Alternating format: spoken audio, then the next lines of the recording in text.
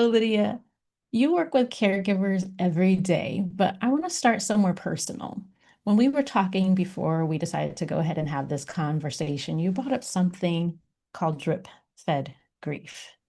And I know that you were a caregiver yourself for your mom through her vascular dementia. So, can you tell us a little bit about what that felt like? What would you call that, or how would you describe what drip fed grief is like? Well, when your loved one has a terminal condition, there's a real feeling of hopelessness and helplessness because you know that no matter how much you offer care or the quality of your care, it's not going to make them better. So the drip fed grief means you see them every day and you watch them declining bit by bit by bit. And you you actually try to find ways to lighten their load. That's what I found out myself doing, trying to be really creative in the way that I dealt with not just my own grief, but her sense that something was going on. And I'm sure she knew to some degree that she was not in a really good place in that sense. And the drip fed grief meant that there's a certain sadness behind what you do. And it's one of the most important things is to keep checking in with yourself because the mood that you come with into your caregiving role really matters. It can make your loved one feel more relaxed, more calm, feel like they can trust you. So it's really important to find ways to be cheerful, light-hearted, creative, and be a really good listener because that's what they need at the time. If they're feeling that you're feeling the grief, then they start to become very tense and upset. So it's a really sensitive situation that you're dealing with. But what I learned over time is that it is possible to become really aware of your responses, to come from a really good place, to watch your nervous system, to watch how you say things, and to try and make the best of the situation to provide the sort of care that you feel you would like to. Because once you start to feel tense or constricted, the quality of your care starts to diminish. So uh, there's a lot that comes into play with drip-fed grief, and then ultimately, obviously, towards the end, it becomes more and more difficult because they, if it's a terminal condition that they have, then they decline probably pretty rapidly towards the end. So it's pretty tough. It needs a lot of courage to stand by and watch that happen, and then to deal with your own grief as well once it Yeah. does. Definitely. Yeah. I loved how you broke that down and pointed out to the importance of making sure that you're managing how your grief is coming off and how that's affecting the person you're caring for, because you don't want, you don't make them feel sadder than they probably are already feeling, or the heaviness of them dealing with, their personal issue that they're going through, with how you're responding to it. So I loved that you mentioned that. And I was just like, oh yeah, that's where we need to start is with this concept, because we don't really think about it so much that you're going to be caring for someone that hopefully you love, and there's going to be some grief there, and how you manage that and how you turn that around and use it um, in a way that you can go through your grieving process, because it is important to go through that. Your emotions are real, your feelings are valid, but to also be able to handle the situation um, in a way that doesn't burn you out so much. So Very that's much the so. yeah, Yeah. the And it real also crux of it involves, all. that's right. That's right. And what what you develop over time is a real sense of compassion for your loved one, but also for yourself. So it's a really bonding time. That grief becomes a huge bond between the two of you. And it's not something you ever plan for or expect or think, oh well, this is what I have to deal with. It evolves organically almost. So that compassion needs to be directed towards yourself as well as to the loved one. And that requires gentleness and kindness and the sort of care that when you set out to become a caregiver, you're full of enthusiasm. You think, oh yeah, I've got this, especially someone who's holistically trained like myself. I think, oh, no worries. But over time, the relentless nature of it starts to eat into your physical well-being, your emotional state, your mental state. So, and because I work holistically, I'm always really aware that all those come into play, no matter who you're interacting with, but especially in a really sensitive, close situation. And it's complicated by the fact that it's quite often a loved one. So there's a lot of, sometimes there can be some guilt involved because you think, oh, why did I react that way that day? Or sometimes they react negatively and you've got to deal with that as well. And it can be, there are so many facets to it. It's like, to me, it's like a diamond that starts to uncover itself as you go through the process. It's not an easy one to navigate, but it's possible. Yeah, definitely. And that diamond that you're unraveling as you go along, can you share some of what that process was like for you personally as you were taking care of your mom? Was there a moment when you realized that what you were doing to kind of keep yourself together was not enough, or that you needed to kind of change things? Oh, I can remember.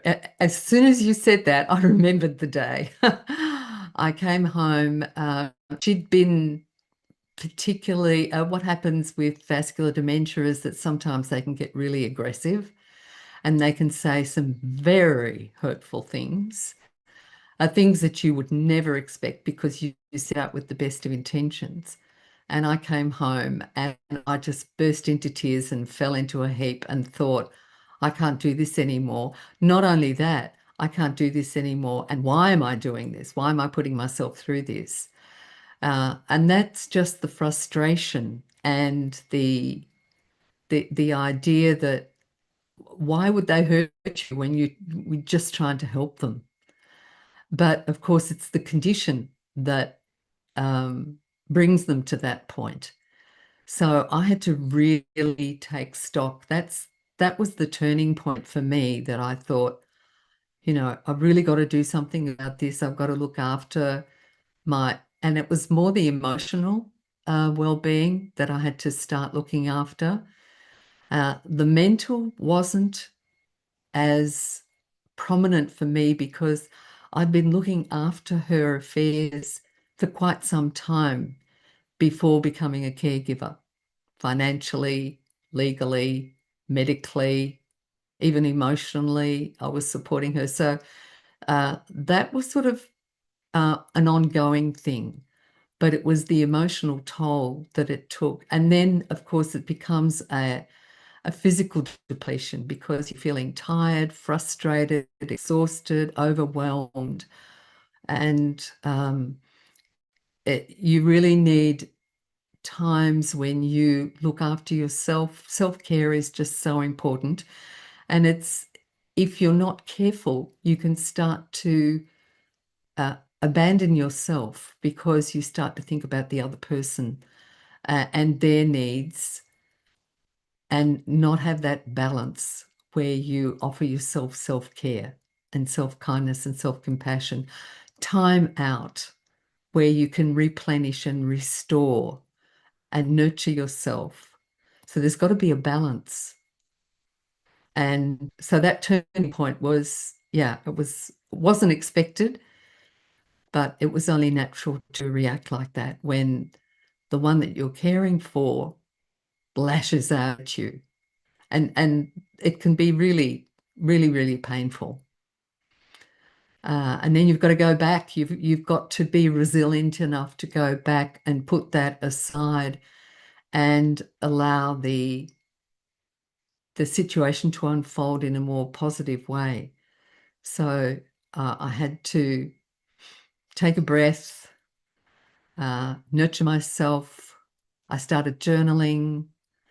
I created what I call a care command journal, where I put all my contacts, all my medical appointments, all the medications. I started to create my own journal to help me through the process.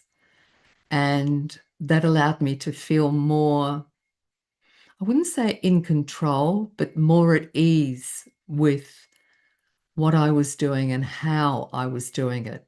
I think what happens most when you're a caregiver is you start to become really concerned about how you offer the care. As I said, you start out wanting to, be the super caregiver. But then over time, you really just want to focus on being the best person that you can be in their presence. And especially when they mean a lot to you. What happens, but particularly if it's your parent, then you start to become the parent and they become the so-called the child. They become the one that you're looking after. So the roles are reversed, and that can become quite complicated.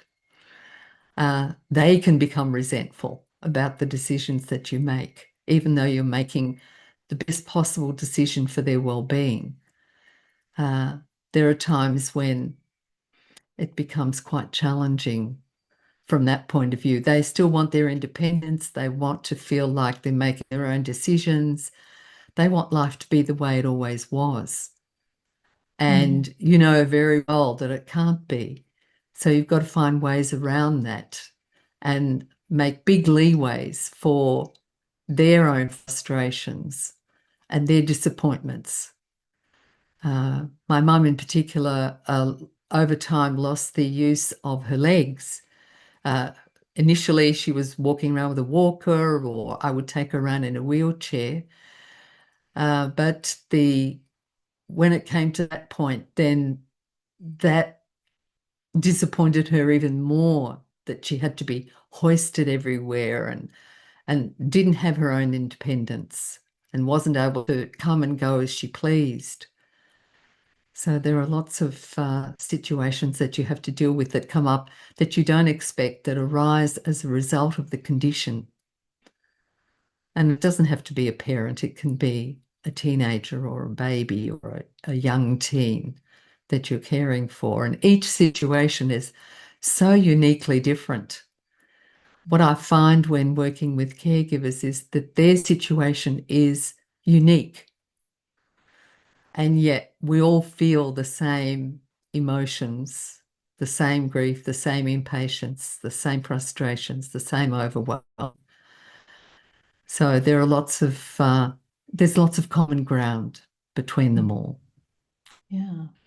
Now, I know you were saying before we started that your mother's diagnosis, specifically the vascular dementia, that there's different kinds. Is there more that you can share about that, like the different kinds and what people may see as they're going through that caregiving process, depending on what they're dealing Well, with? the vascular dementia is a not so severe form. The Alzheimer's is a much more severe form and escalates much more quickly. So, and yet each person who is diagnosed with vascular dementia experiences it differently. I'm not quite sure why, but the symptoms are different and the decline is different. So it would be easy to say, oh, well, you get this, then you get that, then you get that. much like any illness. But with with dementia, there are so many aspects to it. Some people get through. My husband's dad had dementia, and he got through it pretty easily. There were certain moments where he got upset, but uh, it depends on each person individually. So there's no um, Set framework. there's no process to go through, yeah, that you think, oh yeah, I've done with that now. Yeah, we know that this is coming next. Yeah. And so That's you were right. saying That's like right. your mother having the outburst was the key moment for you where you're like, this isn't something we can keep doing this way. And you shared some of the things that you did, creating the command journal and other things. What would you say was the key thing, if you could only choose one thing, maybe, that you did during that time to help yourself? What would you share that was? It was taking that taking time out with activities that nurture you. I love dance. And what I found was that I needed to take time out to go to dance classes because it involved every part of my being. It involved the physical, the mental, the emotional, and even the spiritual. And I could express myself through the dance. And it's almost like that frustration and all the overwhelm and the disappointment and the hurt were somehow transmuted through the dance, because when I dance, I express myself with my arms and my body, and I smile a lot. So it allowed me to free myself of a lot of the what some people might consider burden of the emotional overload. And also not just dance, but quiet times, beach walks, as I said, journaling. Um, Obviously, I meditate a lot. I do a lot of energy work on myself to bring myself back into balance. And that's part of my daily routine, no matter what. And relaxation, some relaxation practices, trying to be, and I'm a big believer in affirmations. I have reminders in my phone during the day, and I stop and pause, put my hand on my heart, and repeat the affirmations, simple things that bring me back to my center, because it is very easy to lose yourself, not just to abandon yourself, but to lose yourself and feel like you're becoming invisible. Mm. So when you do things that ground you, like a beach walk or like an affirmation or going outside, walking on the grass, really connecting with the earth, and things like dance, which is a physical activity that really gets everything moving. Uh, there are lots of things. Everyone can find ways that nurture them, that allow them to offer themselves self-care, that bring them back to their center, that make them feel like themselves again. And the Mm. practices certainly help me do that. That's for sure. Yeah. I love how you put that to begin with, that it was taking time out for activities that nurture you. So whatever that activity is, and who doesn't love a good dance? Moving Yeah, around and flowing, and I'm just picturing and imagining what that must have felt like, that release when you're having such a emotional and physical and mental struggle in your life. But thank you so much for that's sharing that, bringing us to your experience with your mom. And I just want to go ahead and introduce you to everyone. So thank you to everyone that's joining us, whether you're here live or you're catching this later on somewhere else. My guest today is Lydia Dyhin. She is the founder of Calma Caregivers, and Lydia spent years as a primary caregiver for her mom. And instead of just surviving through this. Um, surviving through that season, she grew, my goodness, she drew on her holistic training. I can't swallow right now. She drew on her holistic training to stay grounded, think clearly, and move through the emotional weight of caregiving.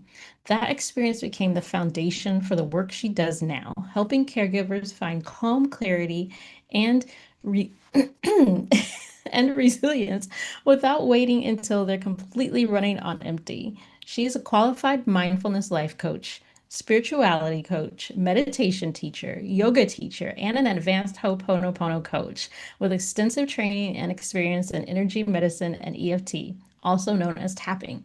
Lydia, welcome to the Harmony Principle podcast. I'm so happy to be able to have this conversation with you today, and I hope I can swallow. Don't know Oh, what's going that's on. quite all right. Thank you so much for having me. This is such a delight and a pleasure, and it's wonderful to be able to reflect and offer insights and experience for anyone who's going through this. While you were going through that intro, it was really, I thought of a couple of other things that really worked for me, and definitely the EFT and the tapping, the Ho'oponopono. That's a whole other story, and it's probably too long to go into that, but all the practices that you listed is what got me through.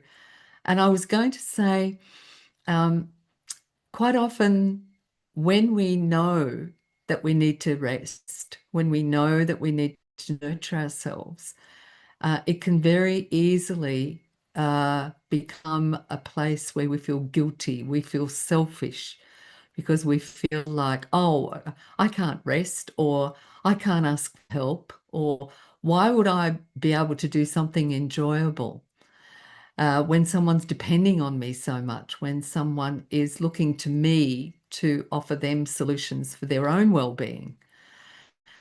So the guilt can play a big role.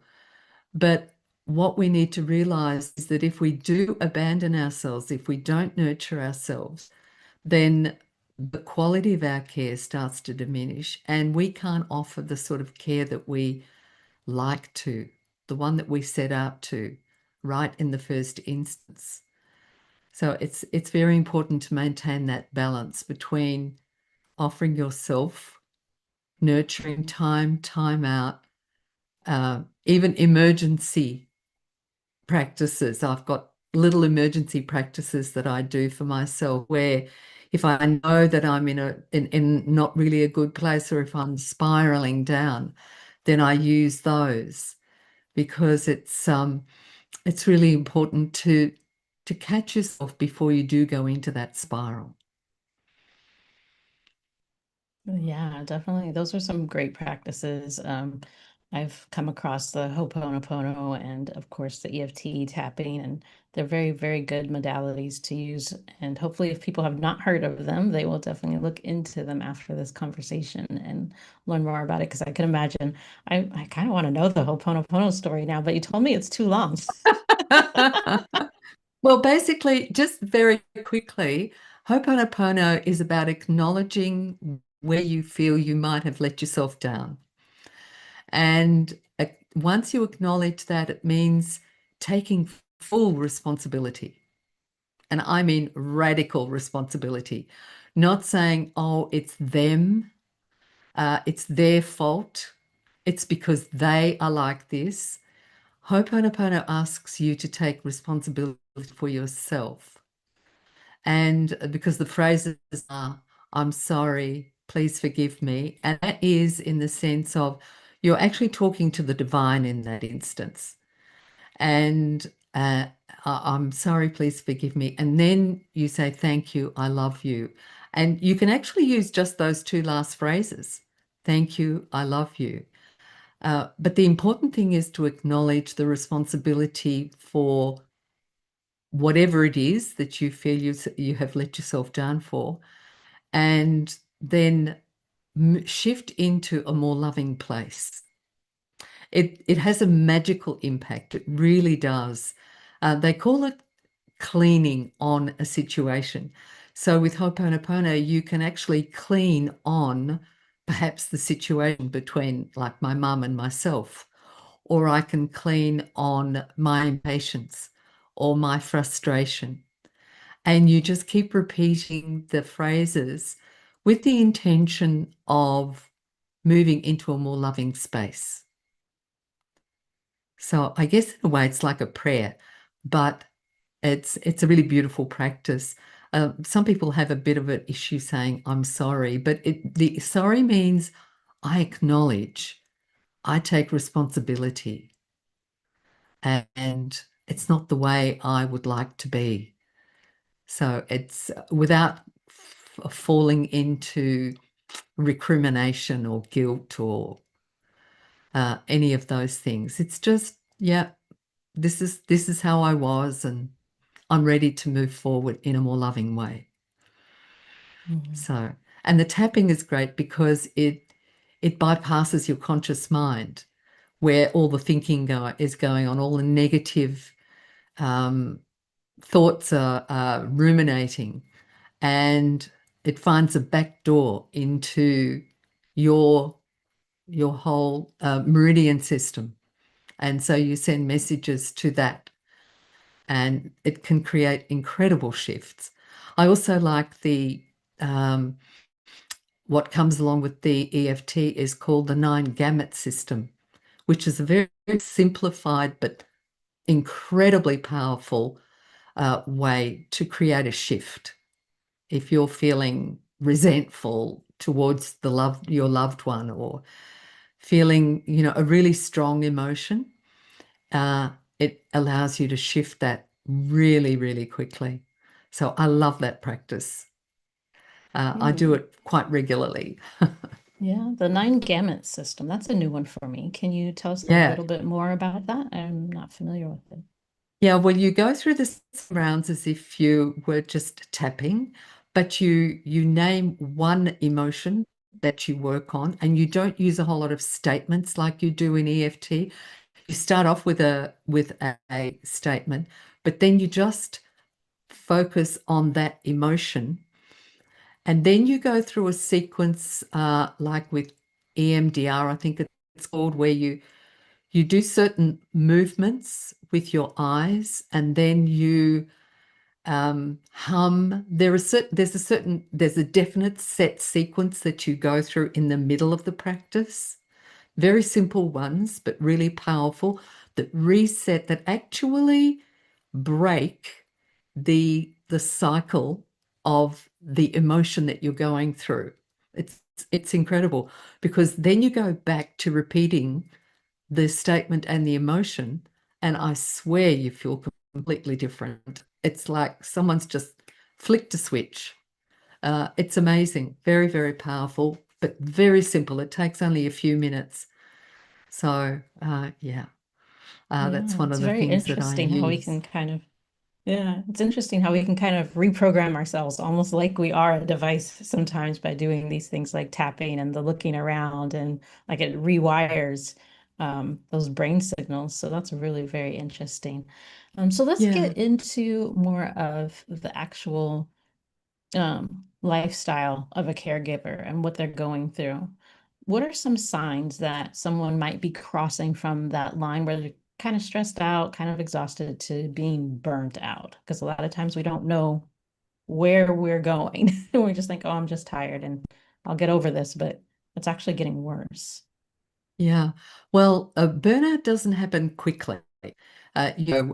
We even use the term slow burn. And burnout happens when you're in a state of stress for a period of time. And there's no telling how long it takes, because each person is individual. But when you are feeling exhausted, overwhelmed, anxious, impatient, frustrated, you start to move into a holding pattern. When I used to teach yoga, I would remind everybody to observe what their holding pattern was, because you start to hold your shoulders in a particular way, or your jaw, or your neck, or your spine, and you move into this holding pattern in order to cope. And so the burnout then starts to occur in a, uh, it escalates that stress. So you might start with things like headaches or tense shoulders, or you might have digestive issues or fatigue. Emotionally, you might start to feel like you no longer want to engage with activities or groups or family outings. So there's a sort of a disconnect that starts to occur. And mentally, you might feel like, oh, gee, I keep forgetting things that I would normally remember, which is one of the reasons why I created that journal, because the mental overload starts to eat into your well-being. And the burnout feeds on itself unless you take time to pause, to stop, and to reset. And it is possible to reset from burnout. So it's really important that that body, mind, heart overload, burnout is caught as quickly as you can. You also, what happens with burnout is that you start to, because you're feeling disconnected, you start to feel disconnected with others, and you find it difficult to experience joy. That's when you really know, that's a really important sign that you are in burnout, where you just feel a bit numb. You just you almost switch off, and you can't connect at nor with yourself or with others. So Yeah, there are lots of ways. Yeah. definitely. You hear that from people a lot these days. They're like, I just feel numb. Like Mm. there's not a lot of anything to life. Like the joy is gone, the excitement's gone. It's Yeah. just kind of at a meh kind of state. And yeah, they're probably not realizing that they're on that path to burnout and should probably start doing some other things. And why do you think it is that a lot of times we look at caregivers and they look like they're coping and they're doing fine, but they really are struggling? Yes. I think as mums or as high achievers, we like to feel like we look like we're coping. We like to feel like we're in control, and we like to look like we're in control. And it's not an ego thing. It's just the the way that, because we're looking after everyone else's needs, we like to feel like we're we're doing whatever we need to do. And as a caregiver, you're offering medication, you're looking after their finances, you're looking after all their legal affairs. So there's a lot that's going on, and you're you you like to get that sense that you don't really want to ask for help because it feels like you're a failure. Um, and so the, what's going underneath is the struggle. And you don't really want to show that. You feel like you're letting other people down and letting yourself down, asking for help, or taking or needing time out. So that is quite an insidious situation to be in. And you have to be careful not to disappear into that you, once again, pause and reset. And there are some strategies that you can do if you find yourself in that situation. I find because with caregiving, it's so full on. There are 2-minute pauses that you can do. You can take 3 conscious, slow breaths, whether you're, and at any time, I find uh, those small moments come up at any time. You're putting a cup of tea on, you're picking up kids from school, you've got a couple of minutes before a meeting, you've just finished writing an email. There's all these 2-minute moments, even waiting in a waiting room. Sometimes in a waiting room, I'm doing my tapping.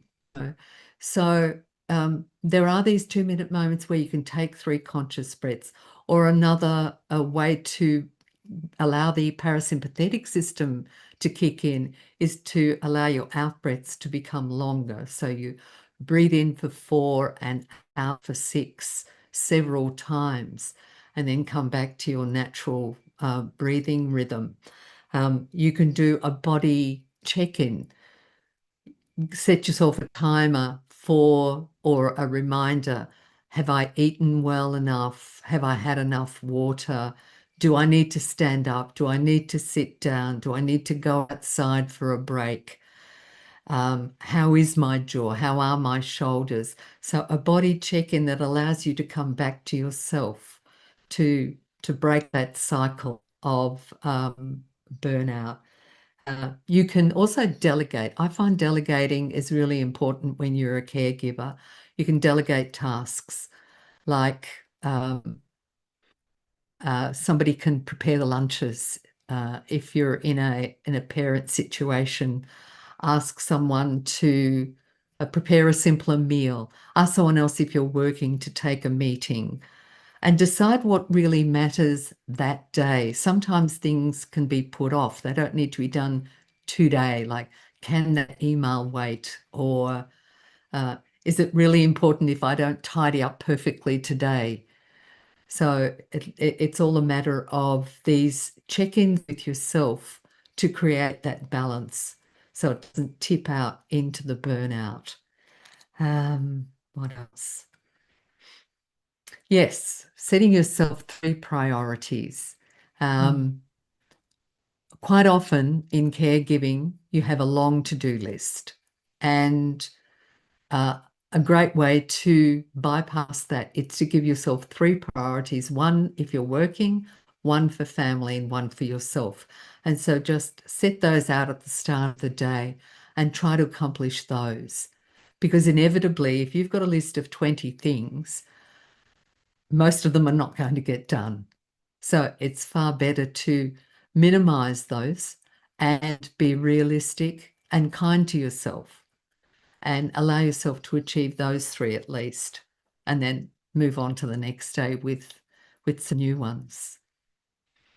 Yeah, what I love so much about everything you shared so far is that I know that we're having this conversation under the lens of someone that is caregiving for someone that may be ill in some manner and, need additional support. But also, since my audience is ambitious, high achieving moms, they're always caregiving because they're moms. So they're caregiving for children. And a lot of these things can help them as well to avoid burnout or to recognize it on the way. And one of the things I love that you mentioned recently was that self check-in.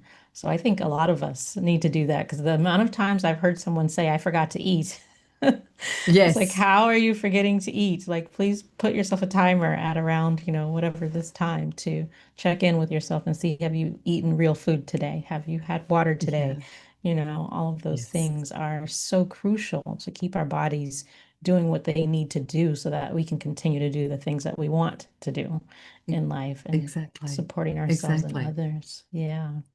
Yeah, So, and also to be kind to your, so quite often with high achieving, well, mums or women who are working, we set the bar really high, and so it's really important to look at what you're expecting of yourself. I did a mini workshop today just on that, trying to become aware of where you set what you expect of yourself in this role.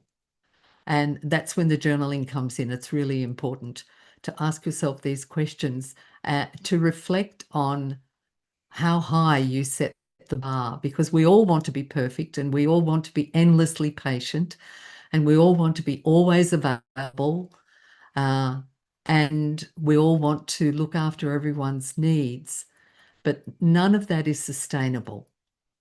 So if you reflect on setting your expectations at a level that can work for you, both for your family, for your loved one, and for yourself, it's a real triangle that operates and needs to be fluid, so that if things happen, if the unexpected happens, then uh, that situation can still remain fluid and you don't fall into a heap. So whether you I mean, calling on a friend is another way that you can just debrief a little bit, or a family member. I used to have a family member who, I mean, she's still around, but we used to talk a lot about what was going on, and I could really be myself. I didn't feel like I needed a mask to of approval from anyone, and we could just talk things out. And it takes the burden off your shoulders considerably if you can do that. So finding someone you can confide in is another way to alleviate that burnout. Yeah. Yeah, that's very important, having other people that we can speak with and to take that mask off that you mentioned. A lot of us don't Yes. think about the mask that we're wearing.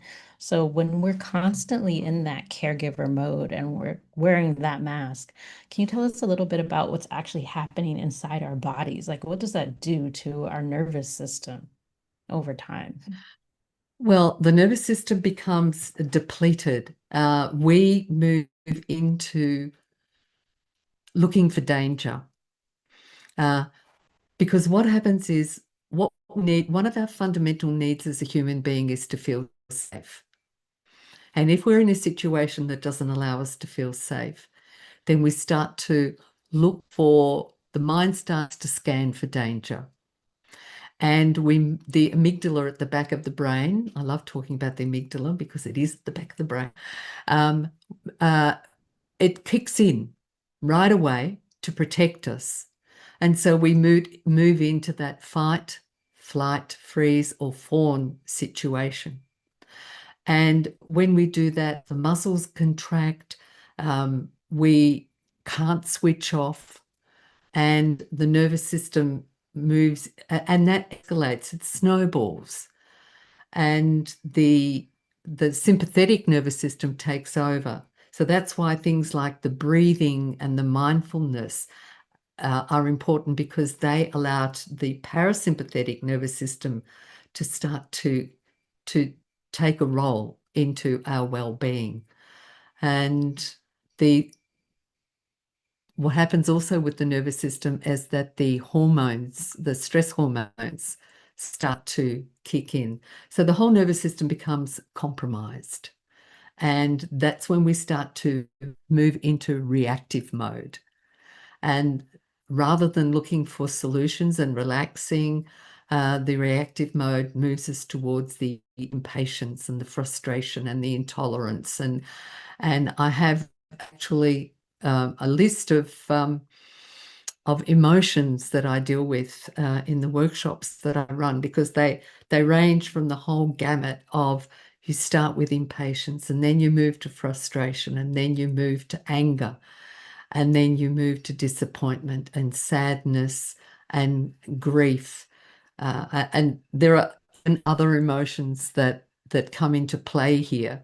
So once the nervous system becomes compromised, you start to become physically depleted, and then you move into mental overwhelm because it escalates, and then you move into the emotional state of all the emotions that I described.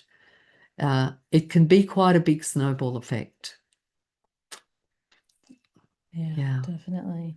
And that's why we had all of those wonderful different little modalities and things that we can do to help ourselves out, right? With that nervous system yeah, response, like the longer breaths, like that brings us into a different status, right? With our nervous system where, oh, we're safe, we're not in danger, right? And it can help exactly. you to reset. So those are very Yes. important. Yeah. And I think Um, it's really important to point out that it is possible to reset. Um, it is possible to restore your balance. It is possible to come back to yourself, and to even come back to feeling how you used to feel before you started offering care. What happens, and I haven't spoken about this at all, is that what I found is that with that bond that you're forming with the person you're caring for, you start to evolve as a person. And what comes into play is the meaning and the purpose behind your caregiving. You don't set out to self-aggrandize and go, well, I'm going to do this and I'm going to be the one. But what happens is that you you move into a more purposeful way to offer care, something that has greater meaning for both you and the one you're caring for.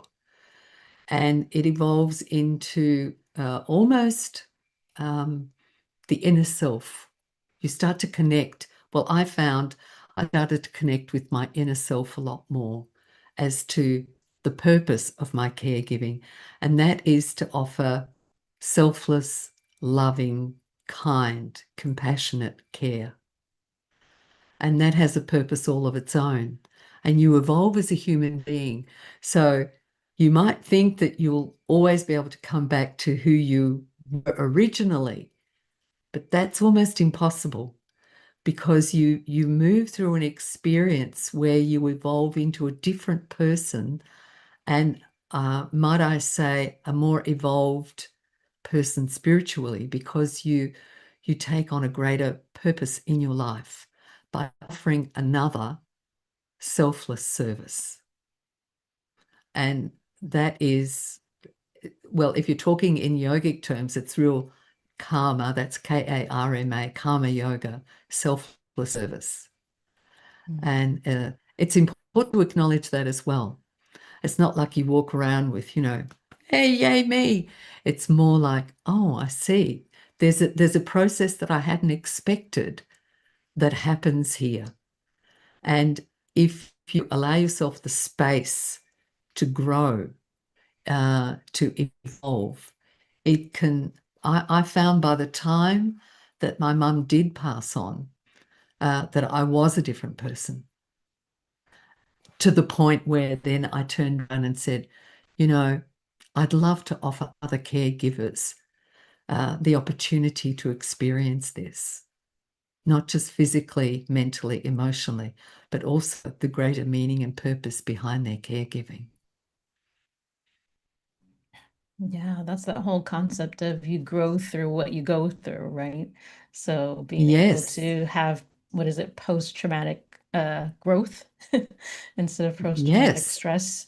And just that, I think that's really good that you reframed that for people so they can see, yeah, we always talk about, oh, I want to get back to who I was or how I was before and grieving that old self. But at the same yes, time, we need to realize that we are becoming a new being as we go through life, and that's beautiful, and we shouldn't push yeah. against it. We should lean into it and expand. So Yeah, I it love can that. it can be really. Yeah, I love the post-growth term. That's great. Post-trauma growth. Because some of the experiences that we go through in caregiving are traumatic. My mum ended up in hospital a couple of times. It was touch and go. And so you really have to be prepared for anything that's unexpected. And there are traumatic moments that I described earlier where the person you're caring for can either go through a really difficult physical uh, time with their bodies, or they can go through a really difficult mental time. I've got a friend uh, who's been diagnosed with dementia, and he's just escalated so fast mentally, just. So things can happen unexpectedly, and that growth is evolves out of you moving through that trauma and being supported and compassionate towards yourself and allowing yourself to move through it with hopefully more ease and flow than hurdles. Mhm. Yeah. Yeah, definitely that growth. And also in that experience, I know that in my community, a lot of women often feel guilty when they try to take care of themselves or prioritize themselves. Why do we feel that way when it comes to taking care of ourselves? Yeah, because we want to always feel like we're in control, and not in the sense of the big C control, but that, I've got this and I can manage this. And um, we're we're really not used to feeling helpless or hopeless or struggling. We're not used to situations that allow us to feel less than. And so that guilt can come into play with, oh, I need some rest, but oh no, I can't ask for rest. Oh, I need some help. Oh no, why would I be asking for help? That means that I'm failing, or I can't possibly do something that's enjoyable because that means that I don't care. And quite often, um, that that masks all these feelings and emotions and mental processes underneath. So it's really important to take stock and reset from that situation so that you feel like you can be more yourself. What I found with caregiving is that it starts to allow you to be much more authentic and to be yourself in the situation so that you can offer the sort of care that you would like to offer. Yeah. So, man, this conversation is going so fast. They always do, I feel like. But Lydia, you built Calma Caregivers around this work. So, what do you wish that every caregiver knew before they ever reached burnout? I would like them to know that they don't have to earn rest. You don't have to become physically depleted, emotionally overwhelmed, mentally challenged. You don't need to get to crisis point before you earn rest. And you asking for help doesn't mean that you're weak, because sometimes you do need to call on others to either take your place or to assist, as I said, in different situations. And it's not a weakness to be able to do that. And support isn't a reward for getting to critical point. So those things are fundamental. A lot of people feel like they need to push away the self-nurturing because the other person is depending on them, is looking to them to be strong. And so they ignore their own needs, they become invisible, they abandon themselves. But the opposite is actually what needs to happen. So they need to take care of themselves in order to care for the other. Self-care is not selfish. Self-care means that you balance the care that you offer with the care that you offer yourself. And then you can come to each day offering care with a lot more ease and flow and compassion and with love. It's the self-love that you're offering yourself in the end. And that love pours out to the other. Mm. Yeah, that self-care and that self-love, they are so key. And reminding people that self-care is not selfish. I don't know why we have to keep telling people that that you need that in order to expand your capacity to be able to do all the things that you're doing. If you're not pouring into yourself, who is? So Exactly. it's like expecting a plant to grow and you're not watering it. We need to water ourselves. So I'd love to Exactly. know. I have this one question I love asking people if I have time. So I'd love to know before we left. Is there something for you, Lydia, that used to be true for you, but isn't anymore? Um, I think that's such a great question. I think when you start out offering care, you start to think it's about you. Uh, what I can do, what I can offer, how I'm going to feel. Do I have the time?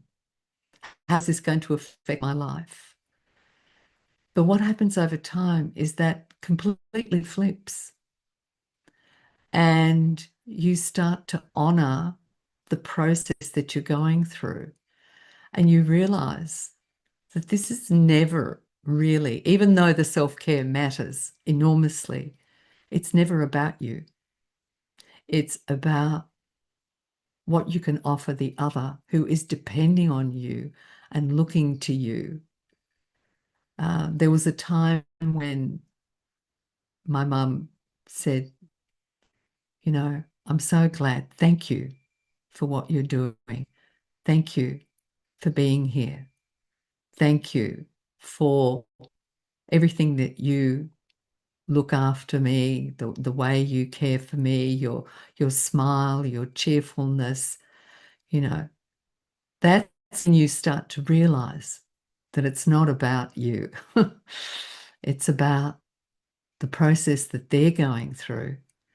They have their own journey, and what you're doing is making their journey lighter, easier, freer, and puts them in a place where they can feel nurtured and trust. They trust you to look after them. So yeah, uh, it's never a question that I thought about, but there you are. Yeah, yeah, that's interesting. Yeah, because we go into a lot of things self first, um, except for taking care of ourselves. Yes.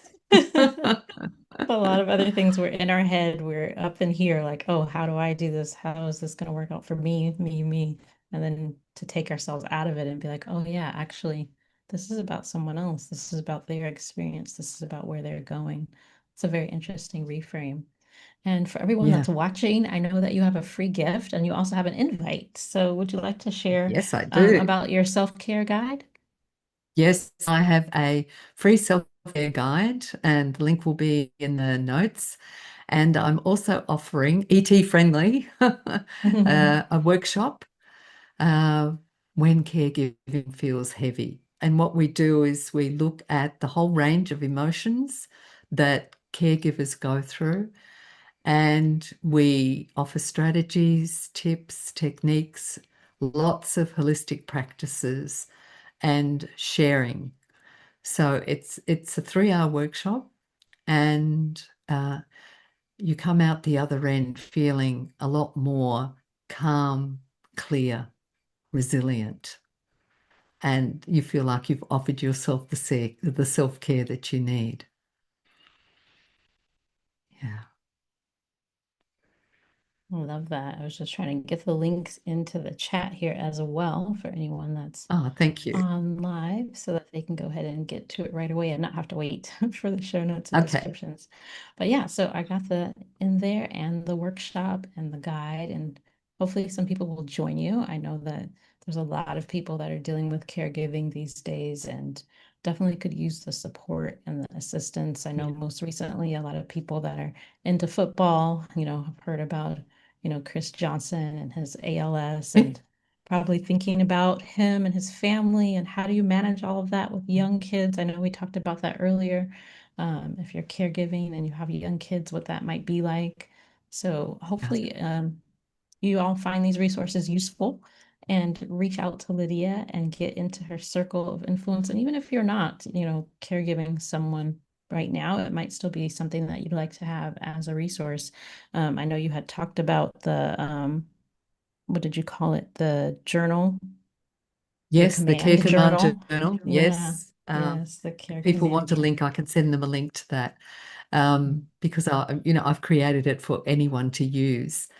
So yeah, there's lots of ways, and I would absolutely love to meet caregivers and support them and offer them lots of practices and strategies and techniques to alleviate their situation. That's so beautiful. And before we go, was there anything else that you would like to share before we wrap up? Is there a final thought or something you would like Yes, people to take away from this conversation? yes. You are enough. I really would like that to land. Your best is enough. Because something that we question all the time as caregivers is what I'm doing enough, is how I'm caring enough, is uh, do my family think it's enough? Does my spouse think it's enough? Do I think it's enough? So, what I'd like to say is, you are enough and you deserve self care and you deserve to be nurtured and you deserve the self love.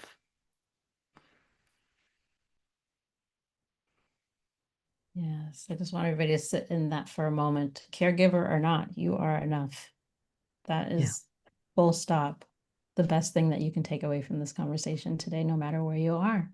So thank yeah, you so much for being with us, Lydia, and for sharing your experience and your heart and your tips and techniques. I think those are going to be so valuable for so many people that they can go ahead and implement those right now, today, for free 99, as I like to say. yeah. Go ahead and Thank you so start much for breathing. having me. Thank Yes, you so yes. much. Sorry to interrupt. No, you're That fine. I- It's Yeah. go ahead. It's been such a delight, and it's been wonderful to be able to share my knowledge and insights and experience with you and with everyone. It really is quite the journey. So Mm, I'm delighted and I love the way your motto, not balance but harmony, because quite often we think, oh well, I need to be balanced.